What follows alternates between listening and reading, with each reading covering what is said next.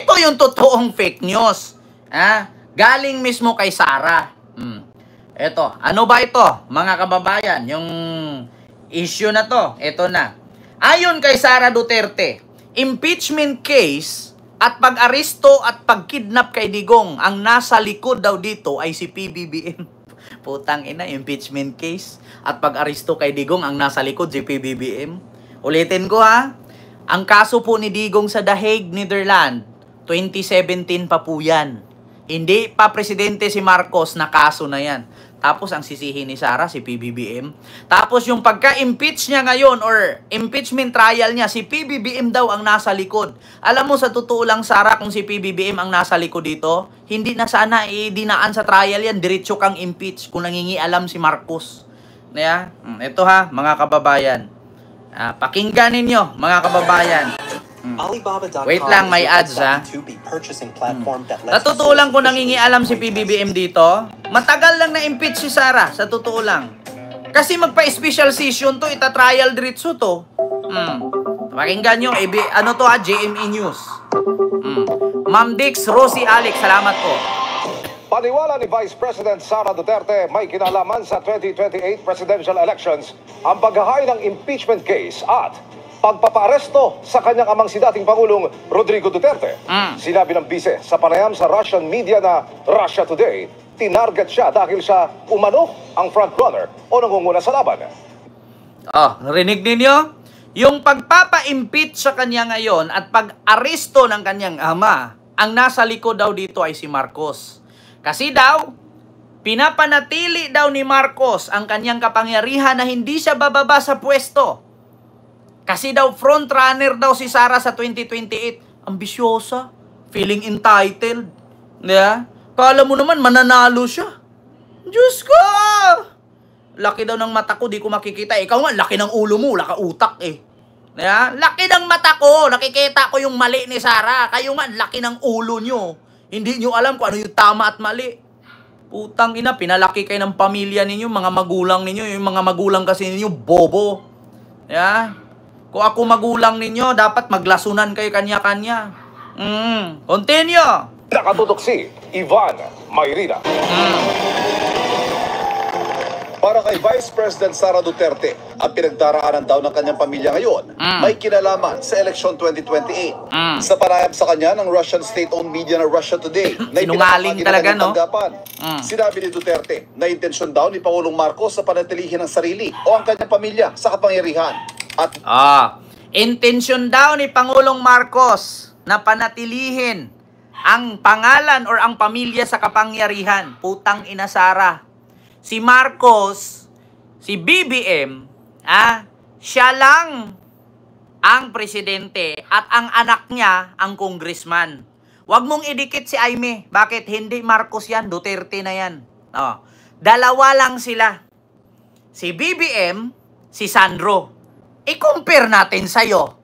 Vice President ka. Si Baste, Mayor. Yung pamangkin mo, Vice Mayor. Yung kapatid mo, Congressman. Apat kayo, di ba? Tapos sasabihin mo, panatilihin ni PBBM ang kanyang pangalan at iyang pamilya sa pwesto. Tandaan mo, Sara, abogada ka. Pero hindi mo alam na ang presidente isang beses lang. Pag natapos yan si PBBM dyan, anong sasabihin mong ipapanatili ang kanyang sarili sa pwesto? Pamilya niya sa pwesto? Hindi pa pwedeng tumakbo si Sandro pagka-presidente, Sara. Tanga. Pwede ka maging presidente kung 40 years old ka pataas.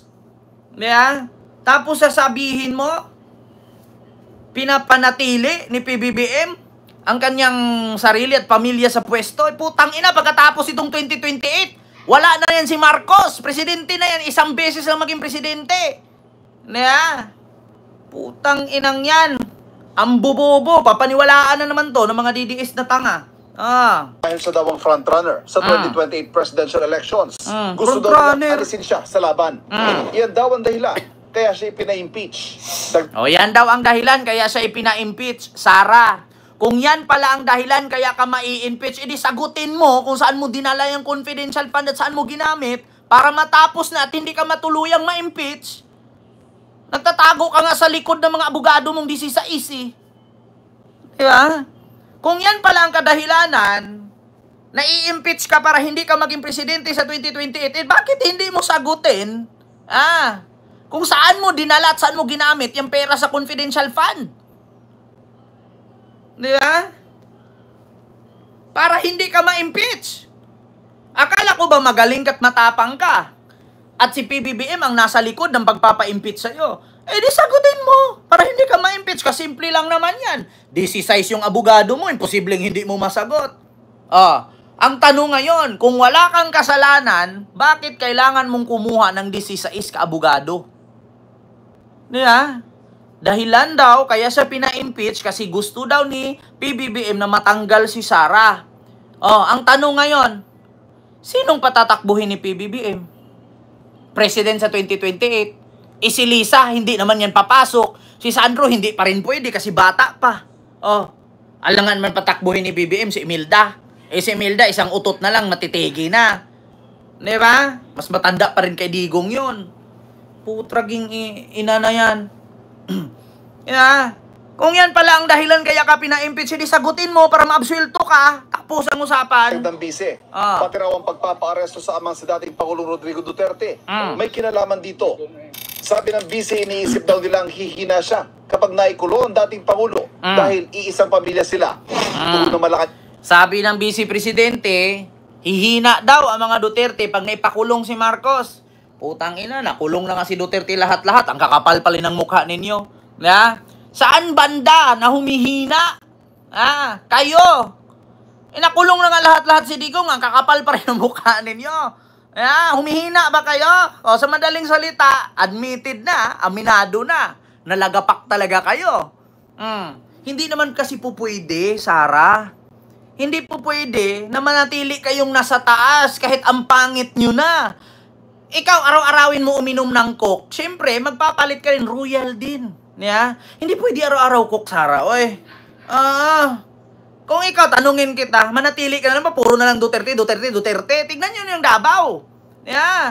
Puro kay Duterte dyan. Ilang henerasyon kayo mula kay Digong, kay Pulong, ikaw, kay Baste. 4 na kayo dyan pumalit na mayor. Dyan sa Davao, yung baha, nasugpo nyo ba? Di ba hindi? Kung ikaw taga Davao, hindi ka ba magsawa sa kanila? Magsasawa ka rin.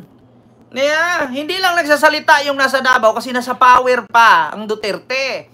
Pag wala na sa power yung mga Duterte dyan sa Davao, tignan ninyo, pagmumurahin at pagduduraan kayo. Ma'am Silina Satu, maraming salamat sa yung super sticker. Thank you so much. Diba? Araw-araw ka ba naman nag-cook? Mag-royal ka din. Pangit kay araw-araw cook. Try mo din mag-royal. Sagot ng palasyo. Dito, panglihis lang daw ang mga sinabi ni Duterte sa mga isyong kinakaharap niya. Nawawala po yung issue patungkol sa kanyang accountability tungkol sa confidential funds at iba't iba pang mga complaints na napapaloob sa articles of impeachment. Siguro po, nais din po natin malaman ang katotohanan at wag lang pang pong magtago sa naratibo na siya yung frontrunner para sa 2028 presidential election. Ambisyosa din to si Sara. Porkit siya daw ang frontrunner sa 2028 presidential election, papatanggal daw siya. So tingin mo talaga, Sara, mananalo ka? Panalunin mo muna yung impeachment mo ngayon. Malayo pa yung 2028. Panalunin mo muna yan para manalo ka sa 2028. Kapag pinanalo mo yung impeachment na yan at hindi ka makonvict dyan, ibuboto kita. Tandaan mo yan. Ma'am Kim, maraming salamat sa yung super sticker. Thank you so much. Di ba? Napunta ka na ng 2028 presidential election, hindi mo pa nga napapanalo, yung impeachment complaint laban sa'yo. Pag ipanalo mo yan, iboto kita sa 2028. Lilipat ako ng presinto. Utang ina, hindi mo pa nga naipapanalo yung impeachment mo. Nag-2028 presidential election ka na. Diyos ko. Yan ang isipin ninyo mga DDS. Kapag si Sara dyan sa impeachment complaint hindi niya mapanalo, hindi na siya pwedeng pumasok sa anumang posisyon sa gobyerno. Na, either makonvict siya, matanggalan siya ng power, at higit sa lahat, makukulong pa siya. Na, pag naipanalo niya yung impeachment na yan, ngayong August 4 ba? Automatic, magiging presidente siya. Kasi bakit? Maliliwanagan ang taong bayan. At napatunayan na tama talaga si Sara. Alam mo, yung mga nambababoy kay Sara, isa na ako, pag napatunayan niya na hindi totoo ang aligasyon sa impeachment na yan, isa ako sa mag-public apology. Isa ako sa bubuto sa kanya. Pero kung hindi niya maipanalo yan, lo. Wala kang respetong makukuha sa akin. Yun ang totoo. Continue. Hindi rin pinalampas sa Malacanang ang pagbati ko si VP Sara sa pangunguna ng Pangulo kahapon sa pagsira ng libu-libong kilo ng floating shabu. Trabaho ba ng Presidente ang sirain ng ebidensya ng ano? Hindi yan trabaho ng... Trabaho ba daw ng Presidente ang sisirain yung shabu or ebidensya? Bakit, Sara? Trabaho ba ng Vice President ang lumilipad-lipad sa ibang bansa? Hindi ka naman ambassadress? Trabaho ba daw ni PBBM ang sirain yung ebidensya, yung shabu? Bakit, Sara? Nangihinayang ka ba kung ba't sinira? Yung tatay mo, ganyan din naman ginawa, Yun nga mga dati, yung mga kotse na smuggle, di ba? Pinagmamaso ng tatay mo, nandoon siya, pinapadurog niya sa pison, pinapasagasaan niya, dinurog niya yung mga smuggled na kotse na sports car. Baka nakalimutan mo, Sara. Nakakapanood kami, hindi pa kulyanin. Yung tatay mo, di ba nandun din habang sinalaban yung marijuana at isang mga sako-sakong shabu na nakumpiskit ng krami noon? Ba nandun din naman yung tatay mo, tapos sabihin mo, photo ops. Tatay mo, nandun din. Bakit si PBBM ngayon, nagawa niyang nandyan, panuorin at sirain, walang namamatay. Samantalang yung tatay mo, ang daming patay. Yung shabu, hindi nga namin alam kung saan napunta. Nabalitaan na lang namin nung pag-upo ni PBBM, tinago ng mga pulis. Di ba? Doon sa pawn shop ni Mayo. Kita mo yung 600, 6 kilo na shabu na tinago sa pawn shop ng pagmamayari ng pulis. Buti pa nga ngayon, kung hindi dahil kay PBBM, hindi namin malaman na ilang taon ka na palang nagko-confi dyan, na kalahating milyon palagi, every year. Kung hindi dahil kay PBBM, hindi malaman ng taong bayan. Kung hindi dahil kay Pangulong Bongbong Marcos Jr., hindi malalaman ng taong bayan na every year pala mula nung mayor ka, ay meron kang tag 400 to 600 million confidential fund. Mula 2016 hanggang 2022, billion-billion ang confidential mo. Kung hindi dahil kay Marcos, hindi namin malalaman yan. Di ba? Bakit? Kung hindi dahil kay PBBM, hindi malalaman ng tao to. Tapos sabihin mo ngayon, dahil kay PBBM, na-i-impeach ka. Bakit? Kasi hindi nyo mahawakan si PBBM sa liig. Ito gusto nyo makita, mga kababayan? Napin ko lang Ito. Confidential. Sara Duterte 2016. Di ba? Ito tignan natin. Confidential fund ni Sara. 460 million a year. Rappler News yan. 460 million a year. Under Sara Duterte Davao Confidential Fund. Kung hindi dahil kay Pangulong Bongbong Marcos, hindi malaman ng taong bayan yan. Magkano ang confidential fund mo? Manila, Philippines, Davao City Government Annual Confidential Expenses ballooned from 144 million in 2016 to 460 million when Vice President Sara was the city mayor. Diyos mio, Marimar. Biruin mo yan. Ito pa. Hanapin pa natin ulit. Mga kababayan. Ito Gusto mong malaman at gusto mong makita ng taong bayan kung ilan? Ito. Sabi ng COA, 2016 audit report 6 months as mayor. Pagkatapos ni Digong, 2020, tignan mo, Davao City had confidential fund about 144 million in 2016, 293 million in 2017, 420 million in 2018, 460 million 2019 to 2022 every year. Kaya kabuuhan 2.6 billion confidential fund. Diba? Tapos sasabihin mo si PBBM dahilan kaya ka na-impeach. Sagutin mo yan kung saan mo dinala yung 2.6 billion na yan. Diba? Huwag mong idahilan na dahil kay PBBM kaya ka pinapa-impeach at yung inaristo ang tatay mo.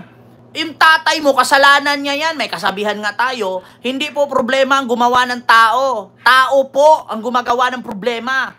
Kung ang tatay mo'y nakulong ngayon, deserve niya yan. Bakit? Inamin niya lahat, Sara. Huwag mong linlangin ang tao. Huwag mong i-manipulate. Huwag mong itulad sa'yo ang tao. Alam ko naman na may mga supporter kayong bobo. Pero kami, huwag mong itulad sa supporter mo at sa'yo. Bakit? Ito, gusto mo ipakita ko? Kung paano inamin ng tatay mo. Kung paano inamin ng tatay mo. Duterte. Inamin. Pakinggan mo ha. Pakinggan mo, Sara. Eto. Wait lang ha, mga kababayan. Lakasan ko lang. Eto. Eto ha, mga kababayan.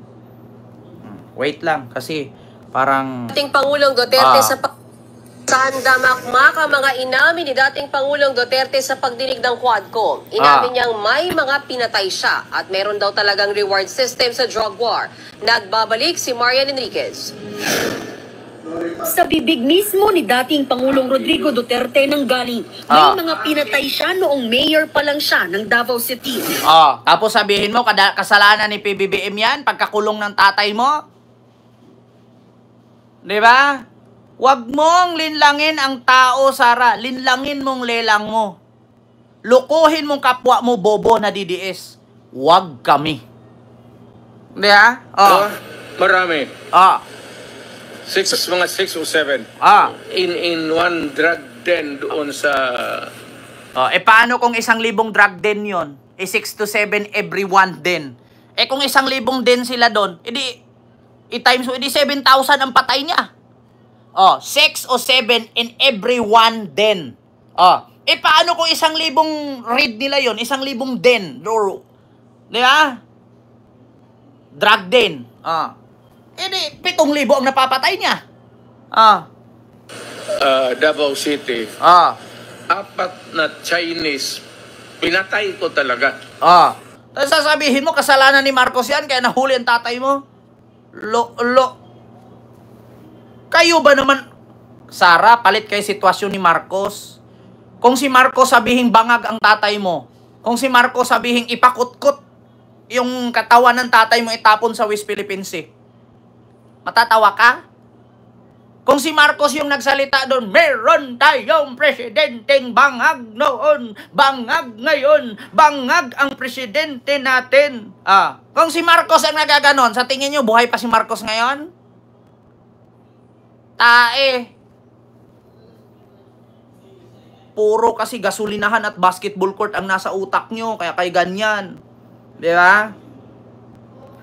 Kung palitan natin sitwasyon, si Marcos ang nagsasalita noon sa rally-rally. Mautog-utog rally na yan, si Marcos ang nandun. Meron tayong presidenteng nakapintanil, butot balat na ngayon. Sa tingin nyo si Marcos hindi nyo kundinahin? Baka sinugod nyo na yan sa Malacanang. Di ba? Salamat kayo, si Marcos di nagsasalita. Kayo, tudubira. Pag nanahimik si Marcos, si Lisa ang binabanatan ninyo. Ngayon, si Lisa, hindi naman sangkot sa gulo. Ano na naman ang ano ninyo? Si Marcos na naman. Palit lang yan eh. Kung hindi si Lisa ang bibirahin nila, si BBM. Pag hindi nila kaya si BBM, doon na naman kay Lisa. Katulad niyan, hindi nakasama si First Lady Lisa sa trip ni PBBM sa Amerika. Ang sabi nila, kaya hindi sumama doon kasi nga makukulong yan doon. Hindi nila alam na si First Lady Lisa may lakad sa Saudi, sa Arab country. Iba yung lakad ni First Lady, iba yung lakad ni PBBM. Gusto nyo, pakitaan ko kay listahan sa lakad ni First Lady? Kasabay din sa araw ng lakad ni PBBM. Ito mga kababayan, ito makita ko sa inyo lakad ni First Lady Ito, working visit Luis Araneta Marcos, First Lady of Republic of the Philippines, Riyadh, Kingdom of Saudi Arabia. Day 1, Thursday, July 17, 2025, departure from Manila to Dubai. Day 2, Friday, July 18, arrival in Dubai, departure of Riyadh, Saudi Arabia, arrival in Riyadh, visit of OFW Servicio Fair, one-stop shop government service. Day 3, July 19, visit to Bahay Kalinga, shelter for babies and children. Visit to Bahay Kalinga, shelter for distressed women, OFW, and lunch with OFW leaders. Day 4, July 20, departure from Riyadh to Dubai, layover in Dubai, departure for Manila, and D5, arrival in Manila. Di ba? Yan ang listahan ng lipad ni Lisa. Iba din yung lipad ni Marcos doon sa Amerika. Tapos gagawa nyo na naman ng isyo. Kay Maharlika na naman kayo makikinig. Diyan, inggit na inggit ang mga hampas lupa, sabi ni Ma'am Lily Tonini. Huwag niyong punain yung mga biyahe ni PBBM at ni Lisa. Bakit? Si Digong kasi noon, hindi kasi makakagala sa iba't ibang bansa kasi bilang lang ang bansa na pwede niyang puntahan. Either China, Russia, Japan. Bakit? Nakaban kasi siya sa Europe at Amerika. Kaya bilang lang ang lugar na maiikutan ni Digong. Kaya si Sara ngayon, binawi lahat. Sa mga lugar na hindi naikot ni Digong, siya na lang nag-iikot. Di ba? Mga DDS, alam nyo na. Kaya si Digong, punang-puna kay PBBM nung unang upo na gala daw dito, gala daw doon, lakwat siya dito, lakwat siya doon. Inggit kasi siya. Bakit? Kasi hindi man siya pwede pumunta ng Amerika at Europe kay blacklisted siya doon. Ikaw ba naman pagmumurahin mo yung Pope Francis? Ikaw ba naman burahin mo yung Diyos at yung American President? Sa tingin mo makatungtong ka doon? Kaya hindi. Mga diplomat pa, mga European Union, pinapalayas niya. Kaya hindi siya makapunta doon. Sir Kent, meron po ba kayong video nung sinapak si Maharlika sa Beverly Hills? Hindi ko po alam yun, ma'am. Mamaya, pag tugunan natin ang pansin yan. Ito ba yun, Maharlika?